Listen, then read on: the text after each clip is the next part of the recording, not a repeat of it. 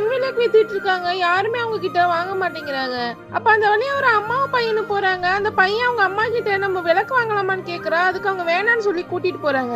அதுக்கப்புறம் கொஞ்ச நேரத்துல அந்த பையன் மறுபடியும் வந்து அந்த அம்மா கிட்ட கொஞ்சம் மண் விளக்கெல்லாம் வாங்குறான். வாங்கிட்டு அந்த அம்மா கிட்ட ஹாப்பி தீபாவளின்னு சொல்றான். இந்த விளக்கெல்லாம் வித்தாதான் எனக்கு ஹாப்பி தீபாவளின்னு சொல்றாங்க. அந்த பையனோட முகம் மாறதை பார்த்துட்டு இன்னும் கொஞ்சம் விளக்கு அவங்கிட்ட கொடுத்துட்டு போய் சந்தோஷமா தீபாவளி கொண்டாடுன்னு சொல்லி அனுப்பி வைக்கிறாங்க.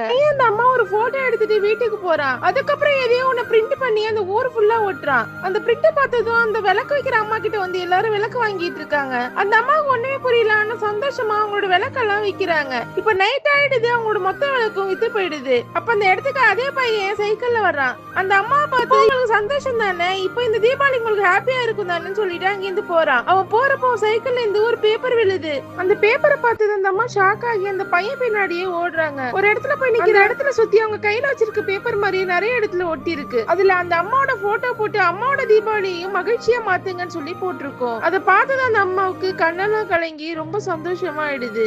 நம்மளால பெரிய உதவி எதுவும் பண்ண முடியலாலும் இந்த மாதிரி சின்ன வியாபாரிகள்கிட்ட வாங்கி அவங்களோட வாழ்க்கையில எப்பயாவது ஒரு நாள் சந்தோஷத்தை நம்மளால கொண்டு வர முடியும். நீங்க இதை பத்தி என்ன நினைக்கிறீங்கன்னு ஒரு கமெண்ட் பண்ணிட்டு போங்க. உங்களுக்கு இந்த வீடியோ பிடிச்சிருந்தா லைக் பண்ணுங்க, மறக்காம சப்ஸ்கிரைப் பண்ணுங்க.